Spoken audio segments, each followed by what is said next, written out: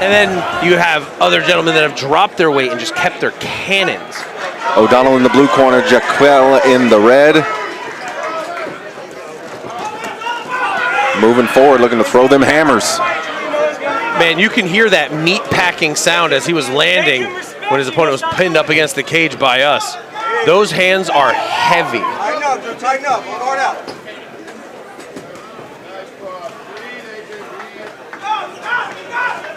Counter and off, quick. Speed over power, speed over power. Stay moving, stay moving. Switch in there. Aniel, he's keeping his hands super duper low. I was thinking the same. But he was just out of range, so he's playing smart. Donnell's got his hands up, but you see those big loads, big wind up pullbacks. Those are going to be tells. You know, if Aniel can get the read on it, he'll be able to take big advantage. Nice kick by O'Donnell. Move, Drew, bounce, bounce. Hey, right here, comfortable, Drew. O'Donnell making better use of his legs. Jacquely seems very content to throw big fists. O'Donnell is being able to attack first because he's using longer weapons. Big leg chop. Jacquely returns fire behind his jab. It seems like every time that Jacquely is, throwing a punch there, he's trying to finish this fight. Every time. Now, O'Donnell is really throwing those kicks in there, but he's kicking to the inner thigh, which is a building KO. It's something that's going to happen in the third round if you can just keep crushing the legs. But if he does hurt the legs, which he has, every so often, throw it to the body, especially as a lefty. That's where the liver is. Throw it all up in his gut. That'll distract him from the next time you attack the leg, and vice versa.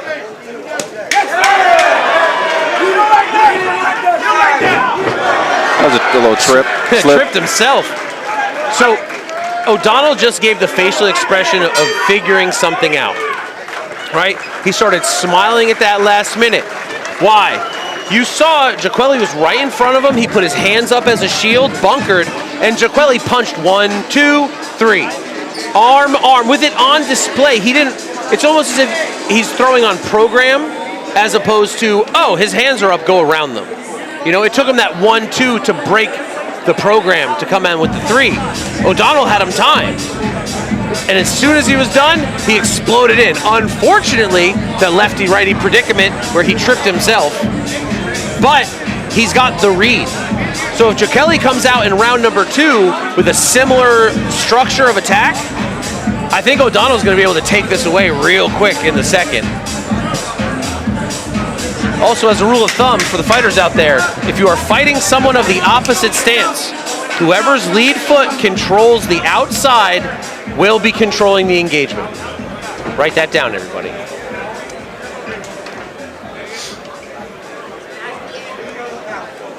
Round number 2.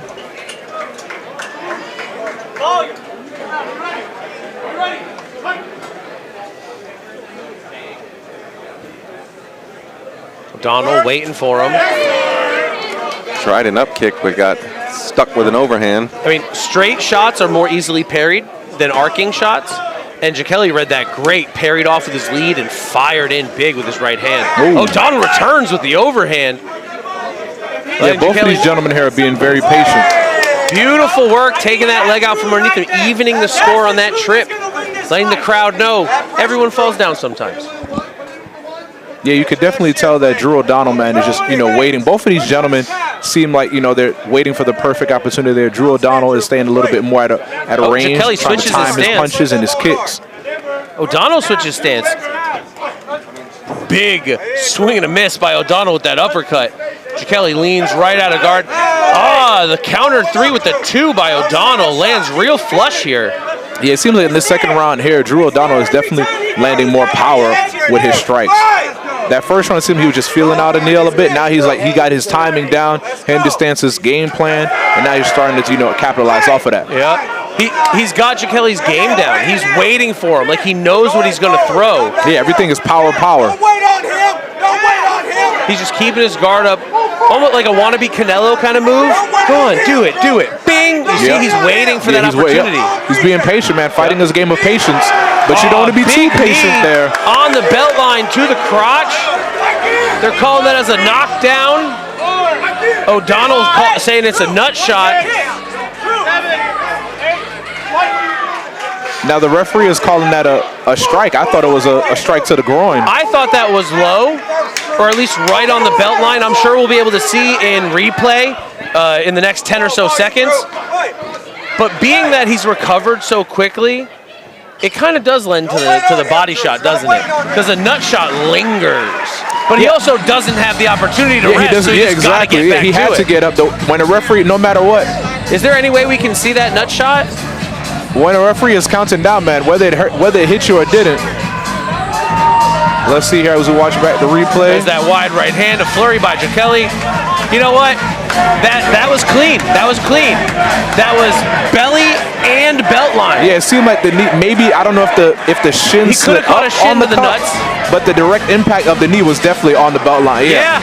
Yeah, you had that little you know when you throw the knee but your knee's not tight and your foot swings out. Yeah, maybe it might have been the foot. Checked him a little bit, but that goes to show you don't take the break until the referee tells you he's calling the foul.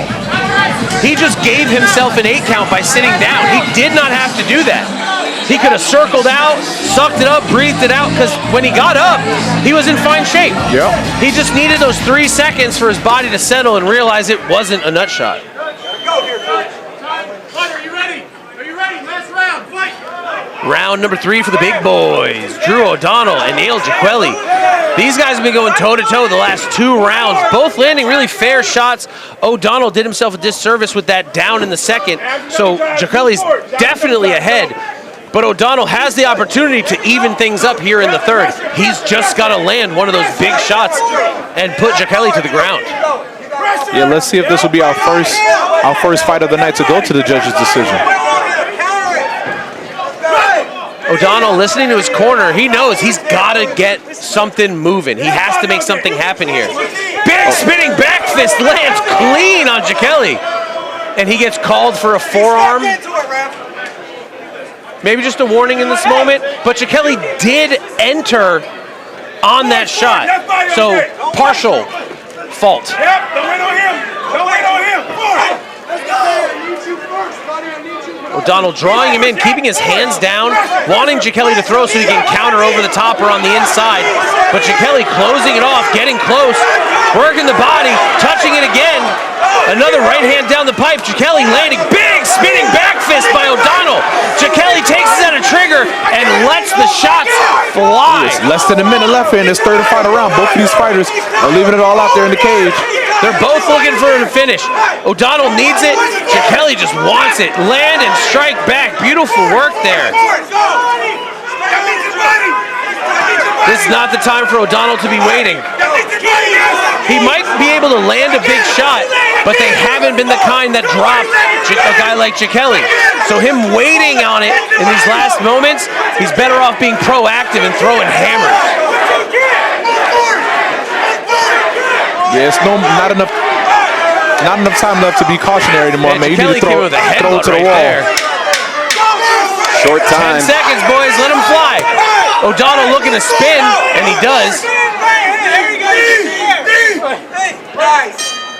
Whoa. Good fight. Yeah. Good fight. All right, ladies and gentlemen, our judges have reached a decision, a unanimous decision at that. For your winner, out of the red corner, Aniel Jacquely.